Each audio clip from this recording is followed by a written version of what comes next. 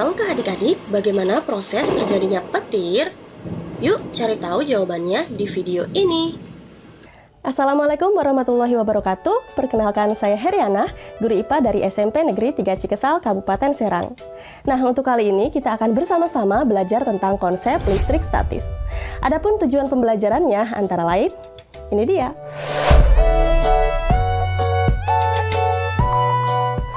Oke adik-adik, sebelum kita membahas tentang konsep listrik statis, kita lakukan percobaan dulu yuk. Dan percobaannya bisa adik-adik lakukan di rumah. Nah, untuk percobaan kali ini kita akan dibantu oleh Kakak Elsar. Halo Kakak Elsar. Halo teman-teman. Kakak Elsar, sudah siap melakukan praktikum hari ini? Siap dong. Oke deh kalau begitu, silahkan kakak. Oke teman-teman, alat yang digunakan cukup mudah, yaitu penggaris plastik dan kertas. Dan satu lagi adalah rambut. Cara kerjanya begini, kita potong kecil-kecil kertasnya.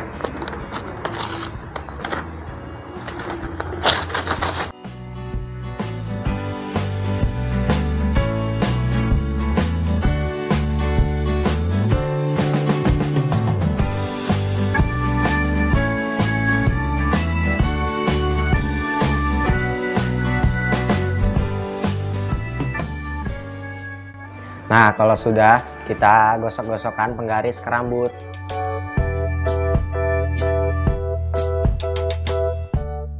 Ingat ya, rambutnya harus kering. Dekatkan penggaris ke potongan kertas.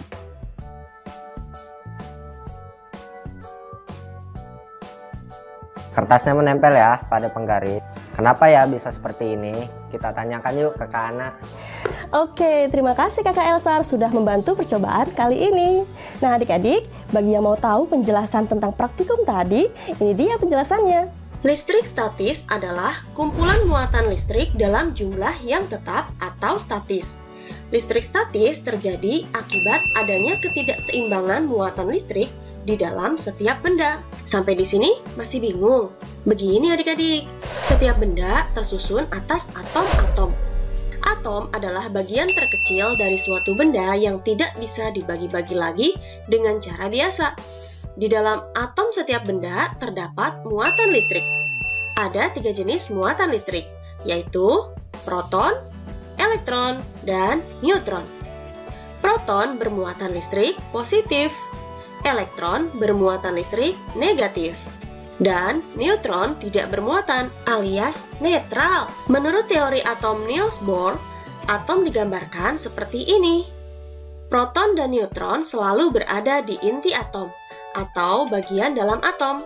Sedangkan elektron terletak di kulit-kulit atom, bergerak mengelilingi bagian inti. Elektron juga bisa berpindah tempat dari satu benda ke benda yang lain.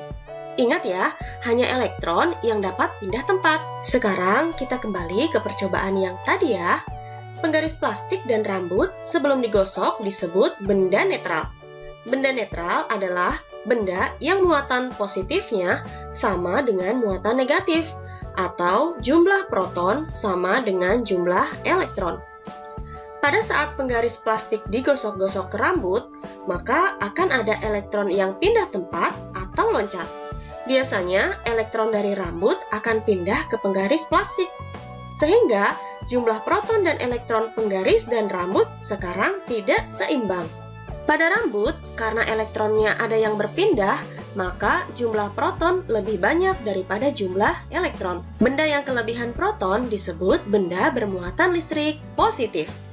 Sedangkan penggaris plastik yang menerima elektron dari rambut, kelebihan jumlah elektronnya. Elektron lebih banyak daripada proton, sehingga penggaris disebut benda bermuatan listrik negatif. Benda bermuatan listrik negatif cenderung memiliki energi listrik dibanding benda bermuatan listrik positif. Nah, pada percobaan tadi, penggaris plastik dapat menarik potongan-potongan kertas karena penggaris plastik bermuatan listrik negatif, sehingga memiliki energi listrik. Energi itulah yang membuat potongan kertas bisa tertarik ke penggaris. Konsep penggaris dan rambut mirip seperti konsep terjadinya petir. Pernah lihat kan awan bergerak? Nah, saat antara satu awan dengan awan lain bergesekan, ada elektron yang berpindah sehingga ada awan yang kelebihan elektron dan ada awan yang kekurangan elektron. Awan yang kekurangan elektron menjadi bermuatan positif karena lebih banyak protonnya. Sedangkan awan yang kelebihan elektron menjadi bermuatan negatif. Ingat, benda bermuatan listrik negatif akan memiliki energi listrik. Energi listrik itulah yang akan disalurkan ke bumi. Bentuk energi listrik yang dapat kita lihat berupa petir. Sebenarnya, petir terjadi karena elektron yang kelebihan tersebut berusaha keluar dan mencari tanah yang berada di dalam bumi. Kenapa harus tanah? Karena tanah akan menetralkan elektron.